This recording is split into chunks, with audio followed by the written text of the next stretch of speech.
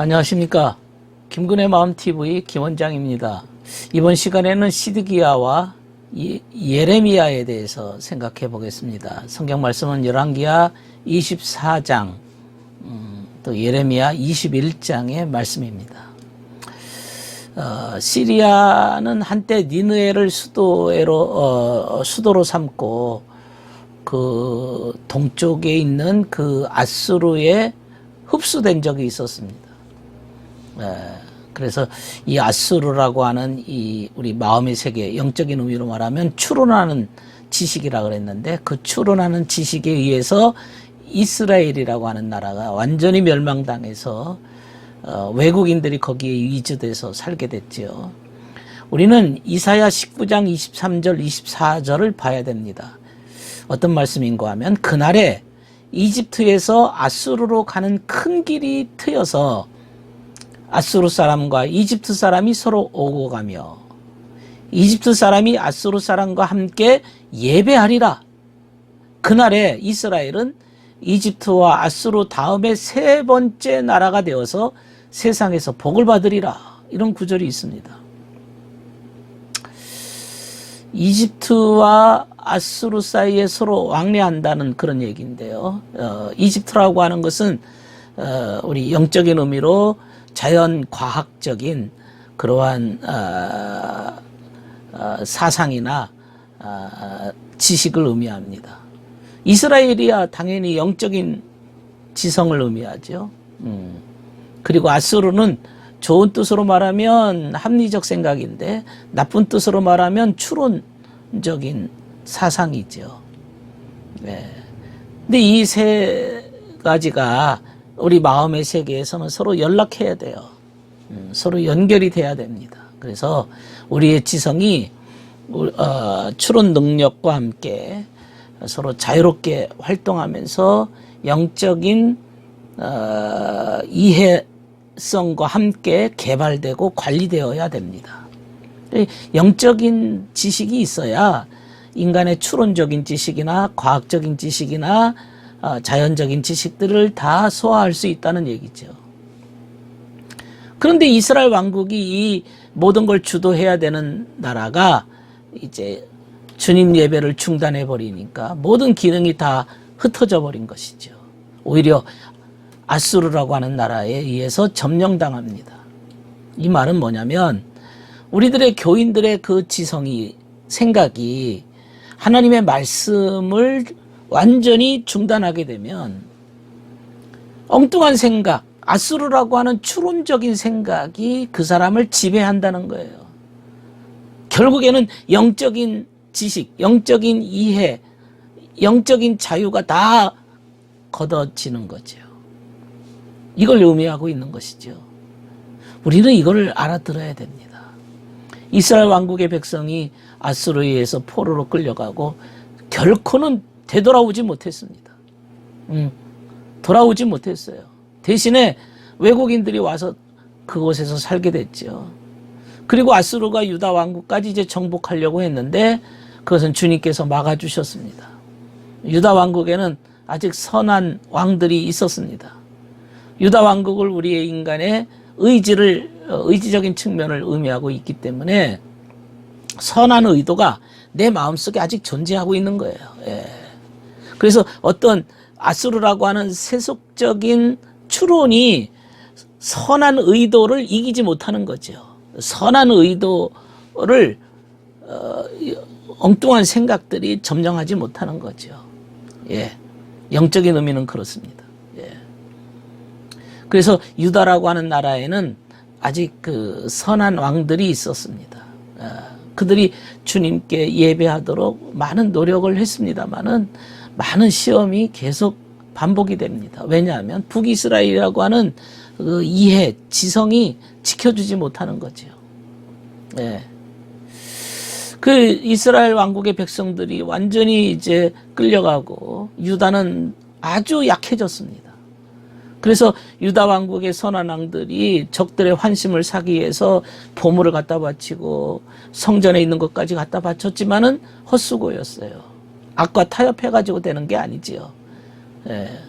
악과는 타협할 수 있는 것들이 아닙니다. 처음에는 유다 왕국의 말기에는 이집트에 의존해서 버텨보려고 했었습니다. 예, 이집트에 의존하려고 했었습니다. 하지만 더 큰 세력들, 이게 바로 바벨론인데, 이게 이제 이집트까지 다 복종해버리고 아수르를 뒤엎어버리고 이제 더 이상 유다 왕국까지 이제 버틸 수가 없는 거죠. 이 적이 바벨론입니다. 이 바벨론은 영적인 의미로 지배욕을 의미합니다. 지배욕. 막 지배하는 거죠. 예. 자신이 으뜸이 되고자 하는 마음. 내 말은 다른 사람이 다 들어야 돼. 뭐 이런 거죠. 예. 그래서 이러한 이기적인 욕망이 세력을 확장해서 마음을 점령해가는 과정입니다. 예. 예. 결국에는 북이스라엘이라고 하는 세상의 추론이 점령하더니 남유대를 이러한 지배욕이 점령하는 거죠. 이게 다 인간의 본성들이에요. 인간의 본성이 지배욕을 갖고 있는 자들이 있습니다. 이게 바로 바벨론 같은 자들이에요. 히스기야 왕도 이제 처음에는 참 선한 왕으로서 나라를 지켜보려고 애를 썼습니다. 그러나 바벨론이 친구인 척하고 사절단을 보내서 그 국내의 모든 보물들을 히스기야가 이제 보여주기도 했어요. 나중에는 그 보물들을 바벨론으로 다 옮겨가 버린. 예. 이 바벨론 왕 느부갓네살이 유다를 즉각적으로 멸망시키질 않습니다. 처음에는 젊은 왕자를 바벨론으로 데려가고 그 속에는 이제 다니엘도 속해 있었어요. 그 다음에는 이집트를 손에 놓고 유다를 포위하고서는 뭐 용사들, 은장이, 대장장이 이런 자들을 다 데려가 버리고 말았어요. 그리고 여호야긴의 삼촌 마따니아를 꼭두각시 왕으로 세워놓고는 이름을 시드기야로 바꿔버렸습니다. 그리고 나중에는 시드기야가 반역하게 되니까 이제 군대를 보내가지고 예루살렘을 다 파괴해버리고 성전까지 다 불태워버렸습니다. 이때 시드기야는 두 눈이 뽑혀버리고 그 아들까지 살해당했습니다. 그리고 포도원을 가꾸고 농사를 짓도록 하기 위해서 남겨진 이 가난한 사람들을 제외하고는 모두가 끌려갑니다. 바벨론 포로로 끌려갑니다. 가난한 자들만 남았던 거죠. 예. 가난한 자가 뭡니까? 자신은 미약한 존재이기 때문에 주님이 필요하다라고 생각하는 자들이 가난한 자들입니다. 그들만 남아있는 거예요. 예. 우리가 거듭난 다음에는 주님께서 우리의 영적 생명이 전적으로 파괴되지 못하도록 우리 마음 깊은 곳에 가난한 일부가 존재하도록 해주십니다. 마치 유대 땅이 가난한 자들만 남아있는 것처럼 내 마음속에 주님 의지하고자 하는 구루터기가 남아있는 겁니다. 예레미야는 이런 곤란한 상태에서 주님의 말씀을 말씀합니다. 그렇기 때문에 예레미야는 예언자들 중에서 가장 어려운 삶을 살았어요. 백성들로부터 경멸을 당하고 음모에 빠지고 감옥에 수감되고 물웅덩이에 쳐넣고 구타를 당하고 짐승우리에 가둬지기도 하고 음식도 제공받지 못하고 죽기 직전이었어요. 그리고 바벨론이 두려워서 이집트로 도망하는 사람들에 의해서 억지로 끌려가기도 했습니다. 그렇지만 주님의 말씀을 충실하게 전합니다. 예.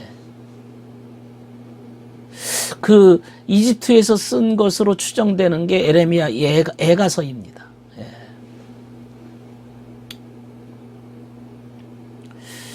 시드기야가 그 유다 왕국 멸망 직전까지 예레미야를 예언자로 인정해서 특사를 보내가지고 유다 왕국에 대해서 주님께 물어보라고 그렇게 했던 것도 있습니다.